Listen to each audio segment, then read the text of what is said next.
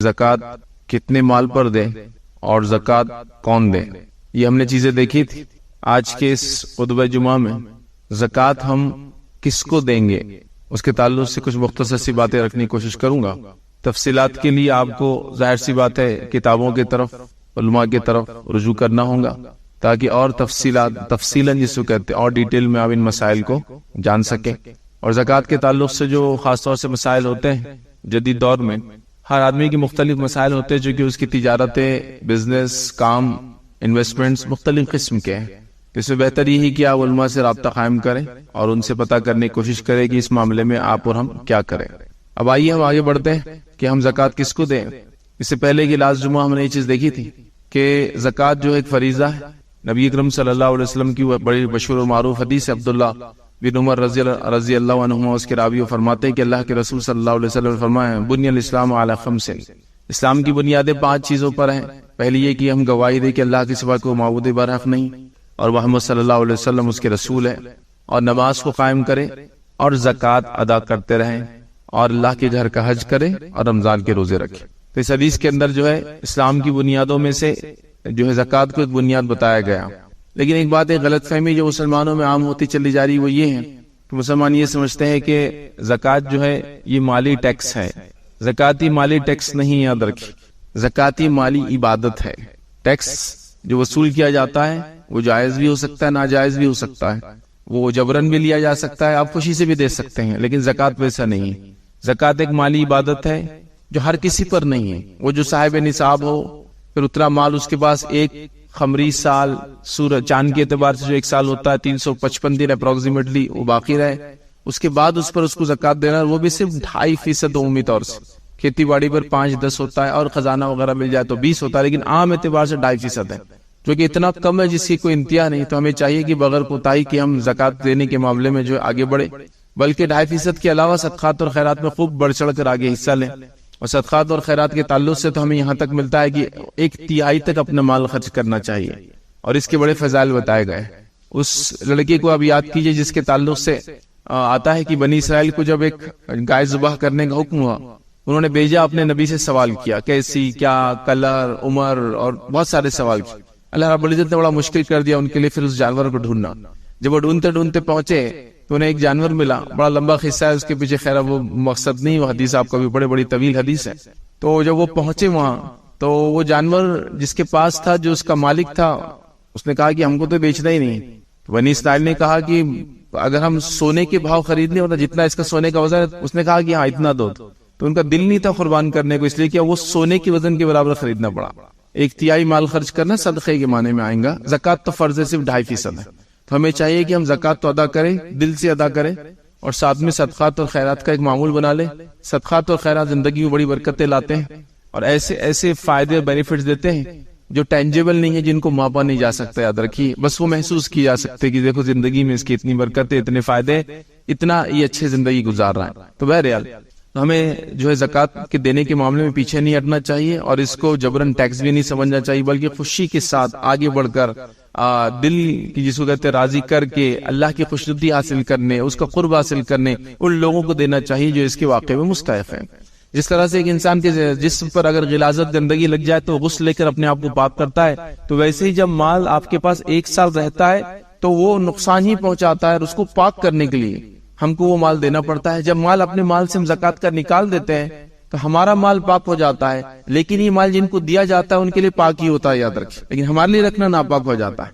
اور یہ 2.5% جو مال نکلتا ہے، یاد رکھیے، اس لیے بھی اللہ رب العزت حکم دیا تاکہ مال چلتا رہے، یاد رکھیے، سماج کے اندر، چونکہ مال کا رکنا ویسے ہی نقصان دیتا ہے، جیسا پانی ایک جگہ رک جائے تو سڑ جاتا ہے، خراب ہوتا ہے، تو مال رک جائے تو وہ نقصان دیتا ہے، یاد رکھیے۔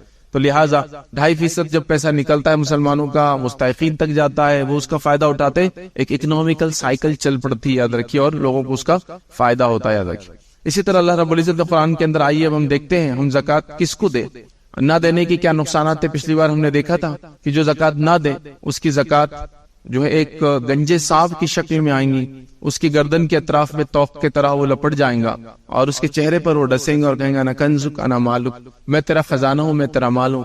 کچھ روایتوں کے اندر آتا ہے وہ جانور جو ہے موٹے تازے ہو جائیں گے، بڑے بڑے ہو جائیں گے جن کی زکوٰۃ نہ دی جائے، اور قیامت قائم ہونے کا جو ایک دن ہے وہ 50,000 سال کا، 50,000 ایئرز تک اس انسان کو رونتے رہیں گے۔ قرآن کی آیتوں میں ملتا ہے کہ جو لوگ اپنے مال کی زکات نہیں دیتے وہ مال ان کے چہروں کے اوپر اور ان کے جسم کے اوپر کے حصے پر اور سائڈ سے اور پیچھے کے حصے پر پگھلا کر ڈالا جائیں گا، اس لیے کہ وہ مال تھا جس کی یہ لوگ زکات نہیں دیا کرتے تھے۔ تو لہٰذا مال کی زکات دینا ضروری ہے، اس کو ٹیکس جیسا ظلم نہ سمجھے بلکہ عبادت ہے، اور خوشی سے اس کو جو ہے کرنے کی ہم جو ہے کوشش کریں، بلکہ کوشش کریں کہ زائد کیا دے سکتے لوگوں تک وہاں تک پہنچائیں۔ اب آئیے زکات کس کو دیں گے، جس کے تعلق سے اللہ رب العزت فرماتا ہے سورہ توبہ سورہ نمبر 9 اس کی آیت نمبر 60 میں اللہ رب العزت نے فرمایا، جو بھی شخص چاہتا ہے اس کی تفسیر بعد میں دیکھ لے، اللہ فرماتا اور کہتا ہے انما الصدقات للفقراء والمساکین والعاملین علیہا والمؤلفۃ قلوبهم وفي الرقاب والغارمین وفي سبیل اللہ وابن السبیل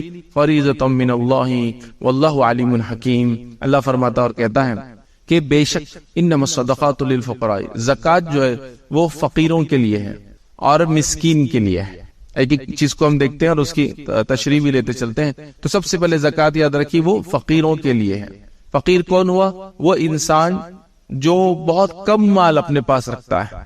کچھ نے اس کی تشریح یوں کی کہ جس کے اخراجات کے مقابلے میں صرف آدھا ہی مال اس کے پاس رہتا ہے یا اس سے کم، اس کے اخراجات سمجھ لیجیے ایک مہینے کے 100 روپیہ اور بیچارے کے پاس صرف 50 ہوتے ہیں یا اس سے کم ہوتے ہیں، تو وہ اس کے لیے ایلیجیبل ہو گیا کہ اس کو زکات دی جائے یاد رکھیں۔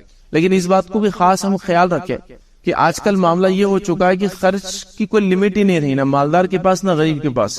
تو ہر آدمی یہ سمجھ رہا ہے کہ میں مستحق ہوں زکات کا، اور وہ لے رہا ہے زکات کسی سے بھی کہ بڑا بھائی دے رہا ہے چلو لے لو، اس لیے میں مستحق ہوں، چونکہ اس نے خرچوں کی لمٹ ہی نہیں بنائی۔ اب خرچے لمٹ لیس ہے تو پھر کیا کریں گے؟ یہاں خرچوں سے مراد وہ عام خرچے جو انسان کی ضرورت ہوتے ہیں، جیسا اس کو کہیں گے روٹی کپڑا اور مکان۔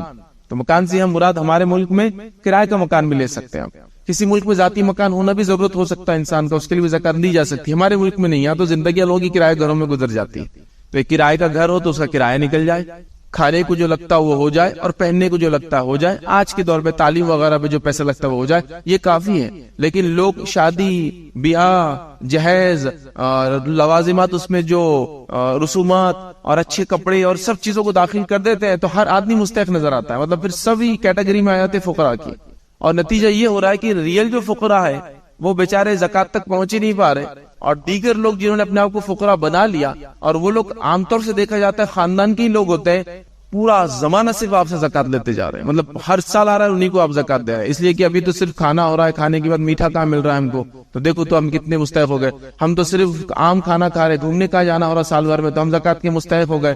لہٰذا اتنے لوازمات جوڑ دیے کہ وہ آدھا، جس کو جو روایتوں کے اندر یا جو فقہاء نے جو کہا کہ اس کے خرچ کا آدھا اس کے پاس یا اس سے کم اس کو دیا جا سکتا ہے، تو خرچے ہی اتنے بڑھا لیے، لوازمات اتنی جوڑ لیے کہ ہر آدمی اس میں فٹ ہو جا رہا ہے، یہ بالکل درست نہیں، یاد رکھیے۔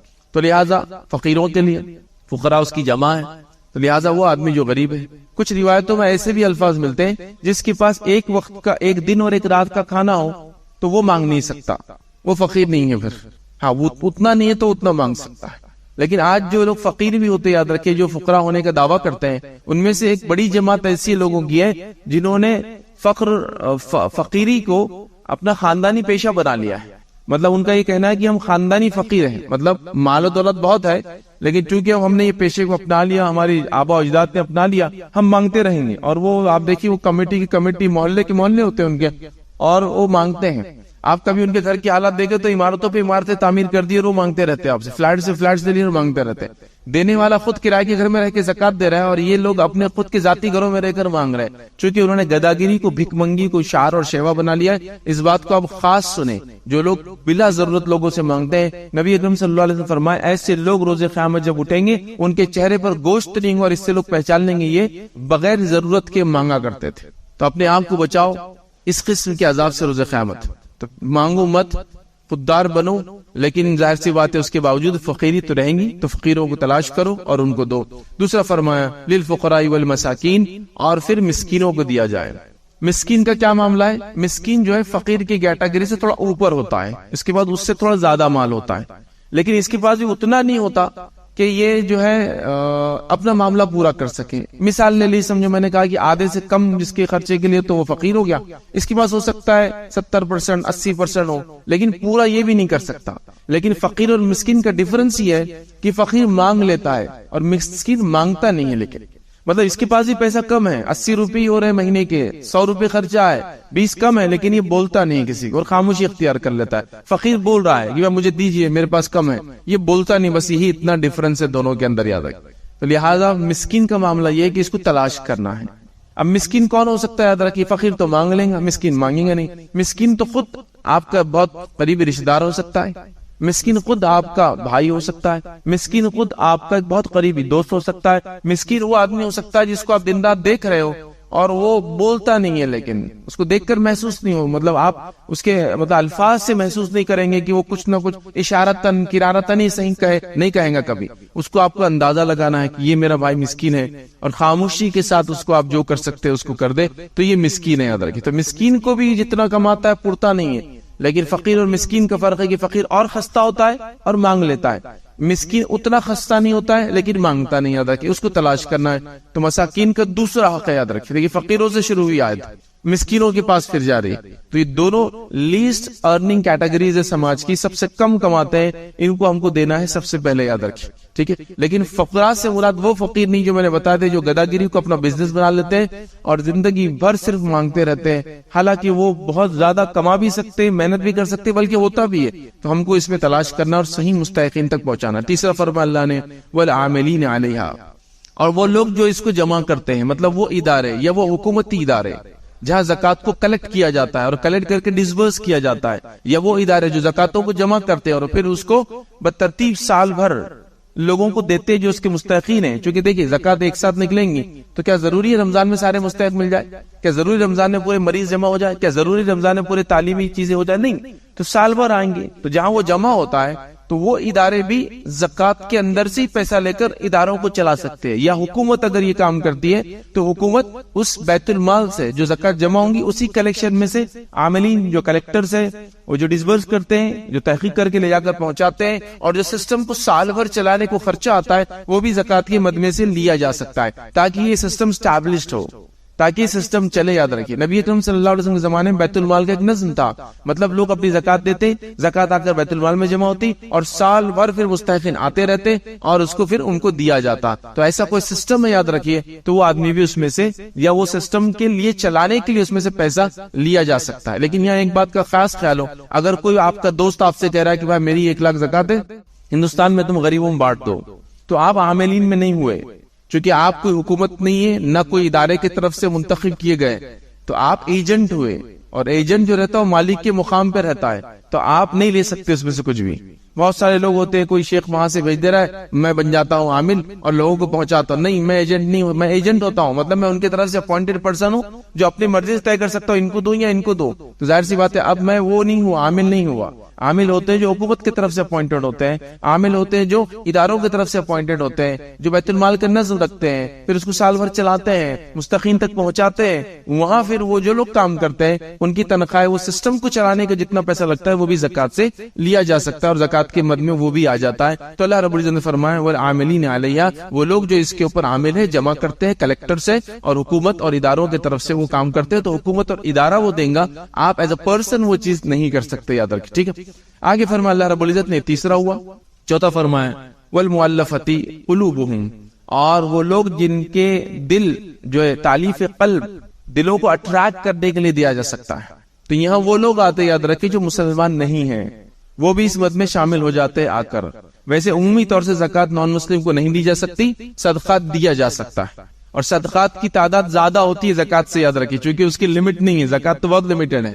تو کوئی نان مسلم سنے یا حکومتی ادارے سنے تو کوئی برائی کے سینس میں ڈفرینسیشن یا ڈسکریمنیشن، تفرقہ کرنے کے لیے نہیں ہے. ایک پرٹیکولر فنڈ ہے جو پرٹیکولر چیز کے لیے، لیکن باقی فنڈ کامن ہے. تو صدقات تو سب کے لیے، صدقات میں کوئی مسئلہ نہیں کہ آپ کسی مسلم کو دے، نان مسلم کو دے، لیکن زکوٰۃ تھوڑی اسپیسیفک ہے.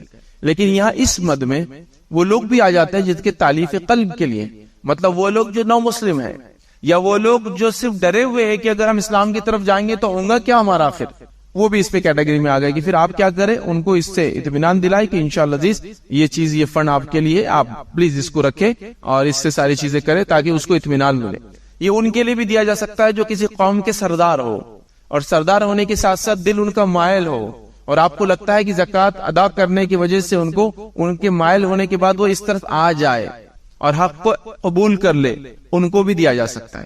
یہ ان کو بھی دیا جا سکتا ہے جن کے شر سے آپ ڈرتے ہیں اور ایسا لگتا ہے کہ ان کے شر کو ختم کرنے کا ایک ہی طریقہ ہے کہ کچھ دیا جائے جس کی وجہ سے وہ امت مسلمہ کو تکلیف نہ دے. اور یہ ہٹے کٹے بھی ہو سکتے ہیں, یہ غنی لوگ بھی ہو سکتے ہیں, ان کو بھی دیا جا سکتا ہے. جیسا کہ ایک انسان غنی ہے پھر بھی آپ اس کو مال دے سکتے ہیں, آپ کو لگتا ہے کہ یہ حق کی طرف آ جائے تو ٹھیک ہے. ایک انسان غنی ہے, مالدار ہے, ہٹا کٹا ہے, مستنڈا ہے, لیکن اس کے شر سے آپ امت کو بچانا چاہ رہے تو اس کو بھی آپ یہ چیز کر سکتے ہیں. نبی اکرم صلی اللہ علیہ وسلم نے ابتدائی دور میں مدینہ کے اندر مشرکین سرداروں کو کچھ زکات دیا, تو اس سے پتا چلا زکات ایسے لوگوں کو بھی دی جا سکتی ہے جو مسلم نہ ہوں, تالیف قلب کے لیے نو مسلم ہو. تو دیکھیے اللہ رب العزت نے اپنی حکمت سے ساری چیزیں طے کر دی, کیونکہ ہو سکتا ہے میں اپنا اچھا پیسہ نہ دے پاؤں کسی وجہ سے, لیکن یہ کیٹیگری میں ڈال دیا. تو ایسا بہت ساری جگہ ہوتا ہے. ہم لوگ حکمت کو اختیار نہیں کرتے, نبی اکرم صلی اللہ علیہ وسلم کو سنت کو پڑھتے نہیں ہیں. اگر وہ سب ہم کرنے لگے نا سبحان اللہ, تو اتنے ابواب ہے, ایک سے ایک اسباق ہے کہ ہم ایک آسان اور بہت اچھی زندگی آج بھی گزار سکتے ہیں.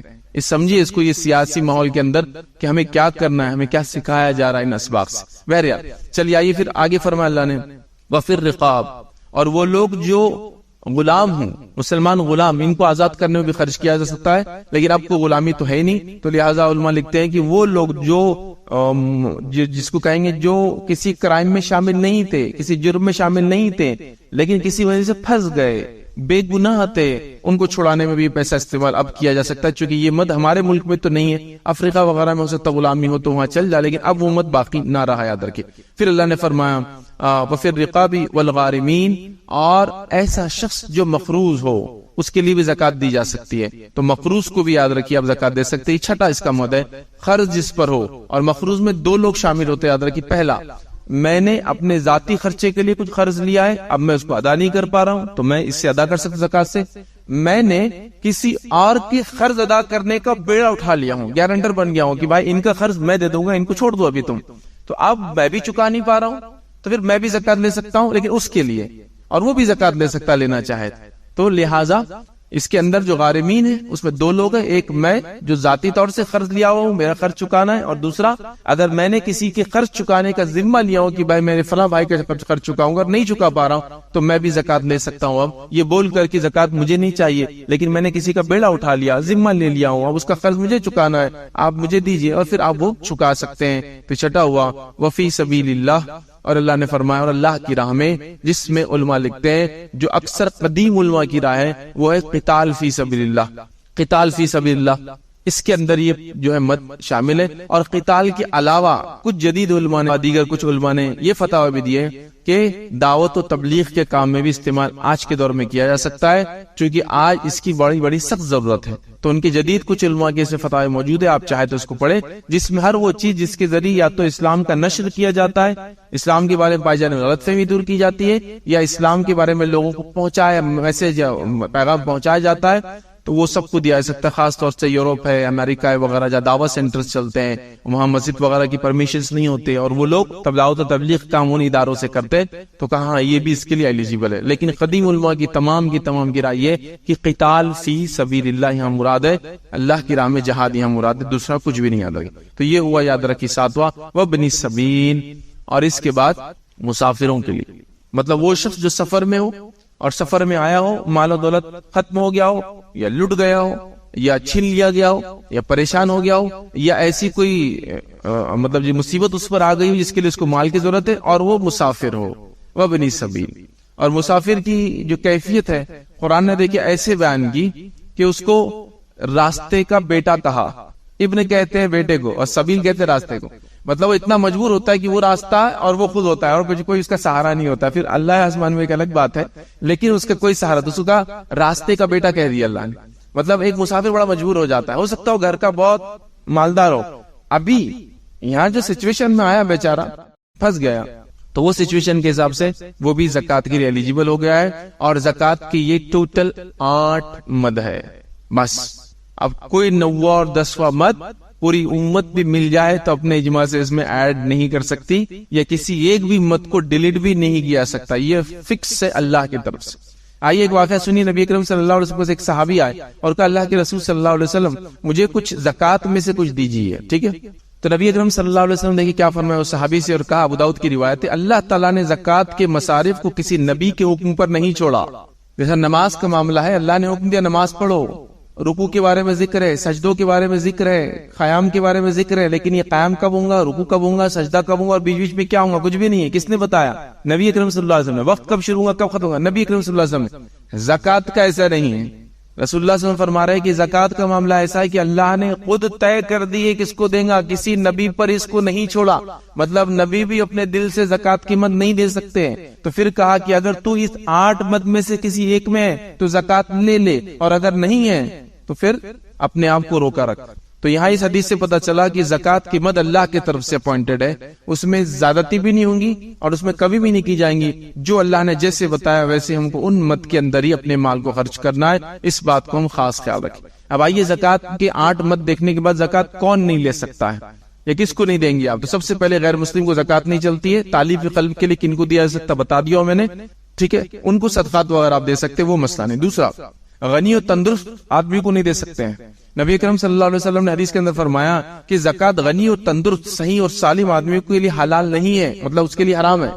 تندرست ہے اور غنی ہے ایسا آدمی زکوٰۃ نہیں لے سکتا.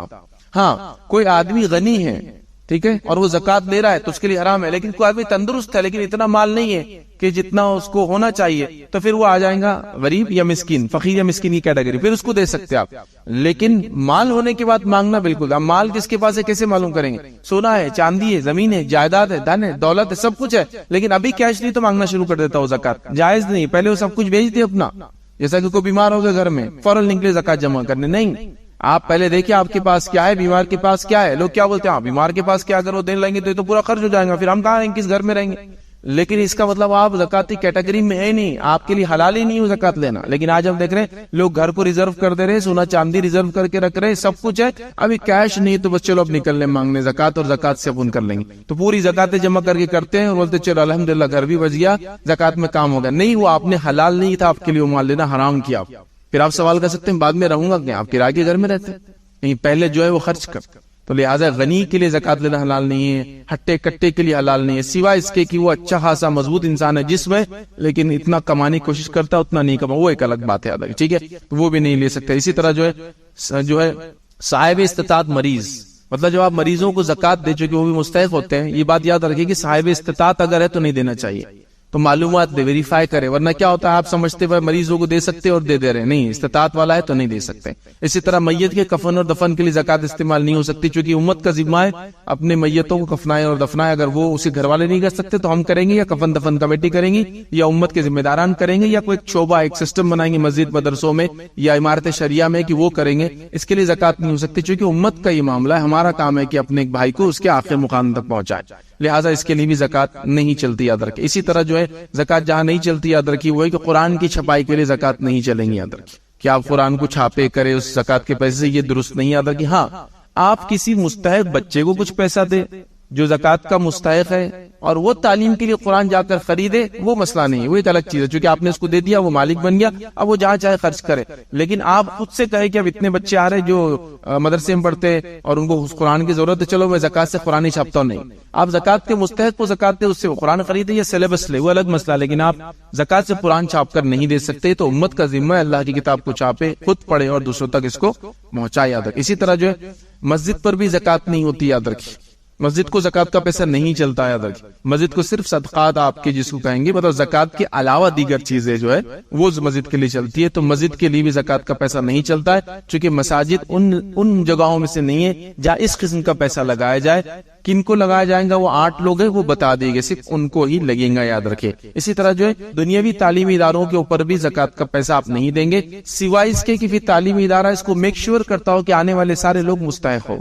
مطلب طے ہے کہ یہ سارے مستحقی لوگ آتے ہیں یہاں پڑھنے کے لیے، مطلب کوئی دوسرا آتا ہی نہیں جس کے پاس مال ہو، صاحب نصاب ہو. یا پھر سسٹم یہ ہو کہ صاحب نصاب کو ہم بولتے ہیں اور اس سے لے لیتے ہیں، جو صاحب نصاب نہیں ہے اس کو اس سے فری دیتے ہیں، وہ ایک الگ بات ہے، ٹھیک ہے. لیکن تعلیمی اداروں میں عام طور سے فیس دی اور لی جاتی ہے. تو ظاہر سی بات ہے جب آپ کسی سے فیس لیں گے تو زکات کا مستحق، مطلب زکات سے ادارہ بنائیں گے اور فیس لیں گے تو نہیں چلیں گے. یاد رکھیے زکات کا سے بنائیں گے تو پھر زکات کے مستحقین ہی فائدہ اٹھائیں گے، دوسرے لوگ فائدہ نہیں اٹھا سکتے اس ادارے سے.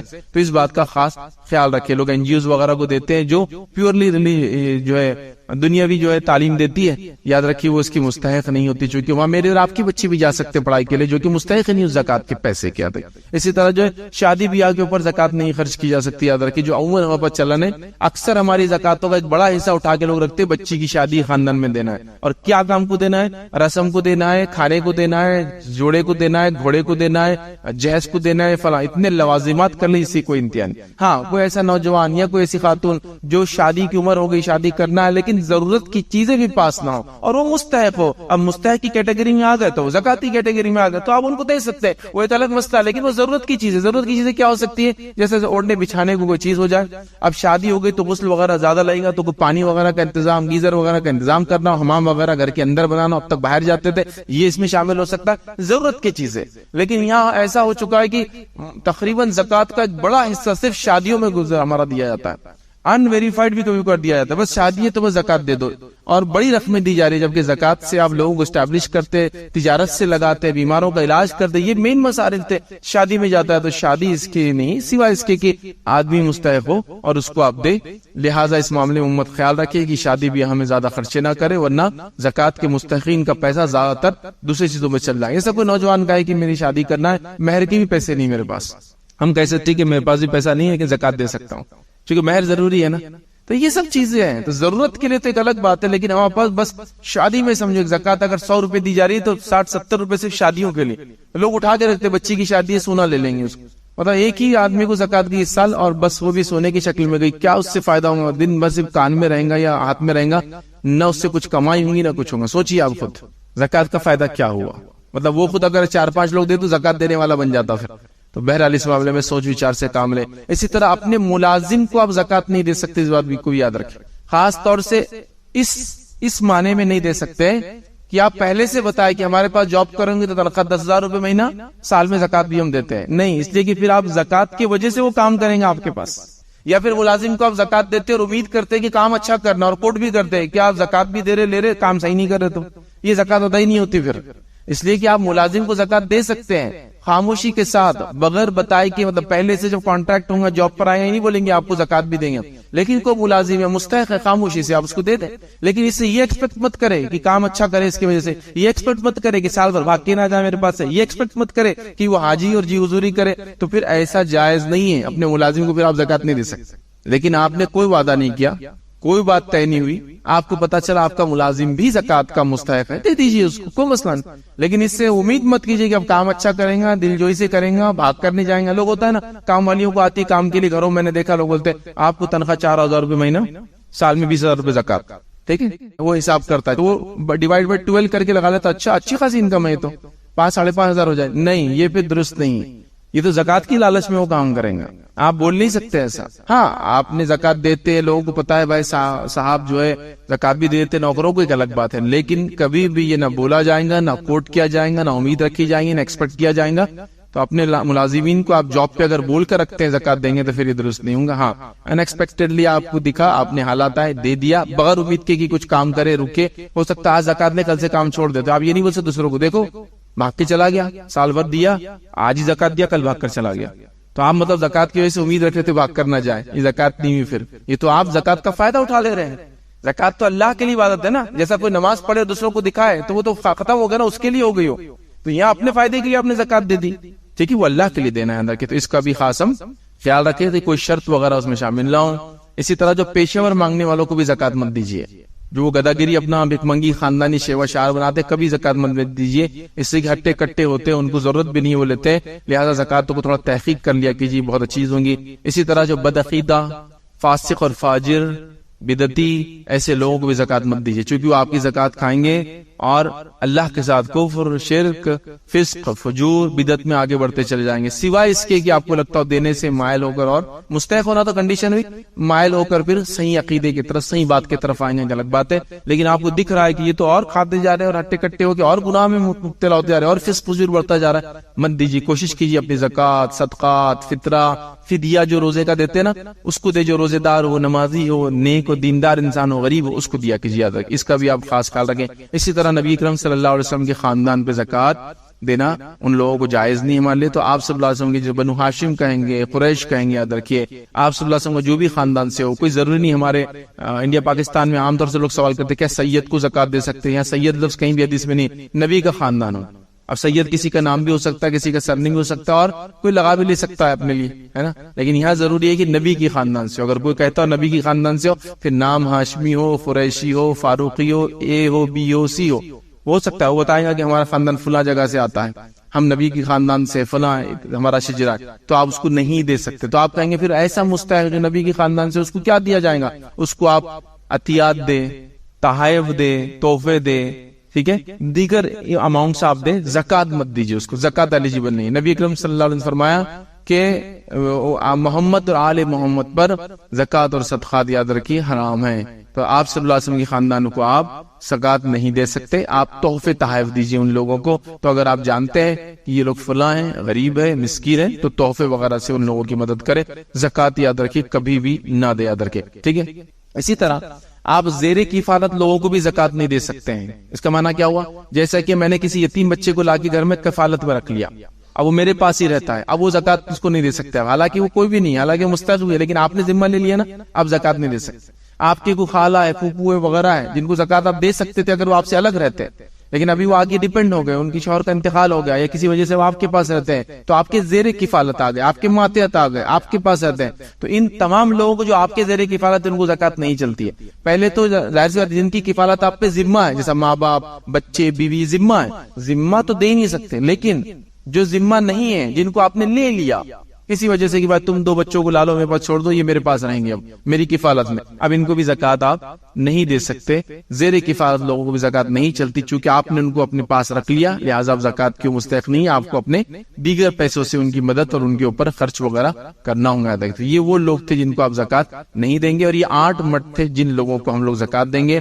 اب کوشش یہ کرے آپ لوگ یاد رکھیے کہ زکات ایک مشت دے کر کسی ایک انسان کو زکاتی کیٹیگری سے نکالنے کی ہر سال کوشش کرے، اور زکات کو توڑ توڑ کے دینے کے بدلے ایسا دے کہ وہ ایک آدمی زکاتی کیٹیگری سے نکلنے کے لائق بن جائے. اس طرح سے زکات دینے کی آپ کوشش کرے. مطلب یہ کہ میری زکات 100 روپے نکلتی، سمجھ لیجیے، میں کوشش کروں کہ یہ بار کسی ایک مستحق کو جو خاندانی ہو، مطلب خاندان سے ہو، میرے نزدیکی رشتہ دار ہو، یا میرا پڑوسی ہو، یا جاننے والا ہو. پہلے آس پاس کے لوگوں کو دیکھیے نا، دور دور کیوں جاتے ہیں، پہلے آس پاس دیکھیے، لیکن یہ پہلے مستحق لوگ ہیں آپ کے رشتہ دار، تو آپ دیکھیے اور اس کے بعد ان کو اسٹیبلش کیجیے کہ بھائی بھانجے صاحب آؤ، آپ بہت دن سے پریشان ہیں، معلوم آپ کو بہنوئی کی حالت کیا ہے. ان کو بلایا، تجارت ڈال کے دے دی، بزنس کھول کے دے دیا، تاکہ اب ایک کم از کم آدمی زکات اگلے سال نہیں لیں گا، کیٹیگری سے نکل گا. اگلے سال آپ کیا کریں، آپ نے 4 لوگ تھے، چاروں کو 25-25 روپے، کسی کا مسئلہ حل نہیں ہوا. پھر اگلے سال 4 ہوگا، پھر 25-25 روپے، پھر مسئلہ حل نہیں ہوا. پھر اگلے سال ان کے بچے آنا شروع ہو گئے، 6 لوگ آ گئے، پھر آپ نے دیا 18-20-15 روپے جو بھی دے سکتے تھے، پھر مسئلہ حل نہیں ہوا. آپ سب کو بولے کہ میں یہ سال ان کو اسٹیبلش کر رہا ہوں، اگلے سالوں کے لیے آپ انتظار کریں، اللہ مجھے دے تو میں کر لوں گا. پھر اگلے سال پھر، اچھا آپ اپنا نہیں، آپ کے بھائی وغیرہ زکات کے خاندانی لوگ ملے، خاندان کی زکات جمع کرے اور خاندان کے مستحقین میں اسٹیبلش کرنے کا پلان کرے کہ ان کو یہ دلا کے کھڑے کر دیں گے، ان کو ایک چکی ڈال دیں گے، ان کو ایک سیکنڈ ہینڈ رکشہ دے دیتے ہیں، ان کو ایک ہاتھ گاڑی ڈال کے دے دیتے ہیں، ان کو فلاں کرتے ہیں، اور سب لگ گئے روزگار سے. ایسا کیجئے. تو زکات کو توڑیے مت، بڑے رقموں میں دیجئے، ایک مشت بنا کے دیجئے، اسٹیبلش کھڑا کرنے کے لیے دیجئے، تاکہ فہرست میں سے غریب نکل جائے. کم از کم زکات نہ مانگے، چلو وہ زکات دینے والا کب بنے گا نہیں مان، لیکن زکات لینے والا نہ رہے، یہ کوشش کرے. اب وہ 100 روپے کو توڑ توڑ کر 100 لوگوں میں 1 روپیہ دینا، پھر وہ 100 لوگ زندگی بھر آپ کے پاس آتے ہیں، ایک آدمی بھی اسٹیبلش نہیں ہوتا ہے، درست نہیں. دوسرا، زکات کو لوگ لے رہے اور زیادہ زیادہ کیا کر رہے معلوم آج کل لوگ زکات سے، آپ کا کام ہے زکات دے رہے تو آپ تھوڑا اس پہ مانیٹر کیجئے. زکات ہم دے رہے اور لوگ کیا کریں، عید کے کپڑے زکات سے، عید کا شیرخرما زکات سے، عید کا رنگ روغن فلاں فلاں زکات سے. مطلب زکات لے رہے اور زکات کا ہی، چونکہ ان کو لگ رہا ہے سب عید منا رہے تو ہم بھی منائیں. یہ عید منانا نہیں ہے، زکات اس کے لیے نہیں ہے. تو آپ بھی میک شور کیجئے کہ زکات جب دے رہے تو کہاں خرچ کر رہا ہے. حالانکہ مالک وہی ہے، لیکن ایٹ لیسٹ گائیڈنس تو دیجیے کہ دیکھو میں دے رہا ہوں، اس کو کپڑے وپڑوں میں مت لگا میرے بھائی، اس سے تجارت کا. ورنہ کیا ہوتا ہے، آپ 2-5 ہزار کا ایک آدمی کپڑا لے لیں گا تو 5 گھر میں 5 ممبر 10,000 روپے چلے گئے. یہ 10,000 روپے اگر ایک جگہ آئیں گے تو کچھ تو سامان لا کے کم از کم گلے میں لٹکا کے بیچ تو سکتا، گلی میں جا کر، یا نکڑ پہ کھڑ رہ کے ایک چادر ڈال کے تو بیچ سکتا ہے نا. وہ طرف اس کو اسٹیبلش کیجئے کہ بھائی کھاؤ پیو مت، اس سے تجارت کی طرف جاؤ، کیا ہونا میں تم کو کر کے دیتا ہوں. تھوڑی محنت کرنے کی ضرورت ہے، اپنی زکاتوں پہ خاص ایمفیسائز دینے کی ضرورت ہے، ورنہ بہت بیجا خرچ ہوتی ہے زکات. یاد رکھیں زکات کا سب سے اچھا مصرف آپ یہ کر سکتے کہ طالب علم کو آپ زکات دیں.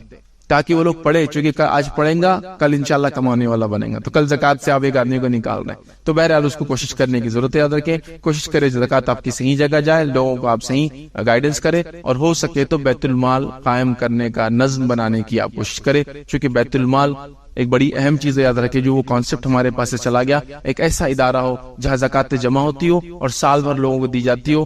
چلیے ہم کہتے ہیں کہ امت کے لیول پہ بیت المال ابھی ممکن نہیں ہے، تو کم از کم جماعت کے لیول پہ بیت المال بنے. جماعت کے لیول پہ بیت المال ممکن نہیں ہے، مختلف جماعتیں کام کرتے، تنظیمی لحاظ سے کیجیے آپ، جو الگ الگ این جی اوز وغیرہ تنظیمی لحاظ سے بھی ممکن نہیں ہے، تو کم از کم محلے کے اندر مسجد کمیٹی کے اندر بنائے. مسجد کمیٹی کے لیے بھی مشکل ہے بیت المال بنا، تو کم از کم اپنے خاندان کا بیت المال تو بنائیے آپ، تاکہ کلیکٹیولی پیسہ جمع ہو اور کلیکٹیولی ڈسبرس ہو، تو لوگ اس سے اسٹیبلش ہوں گے.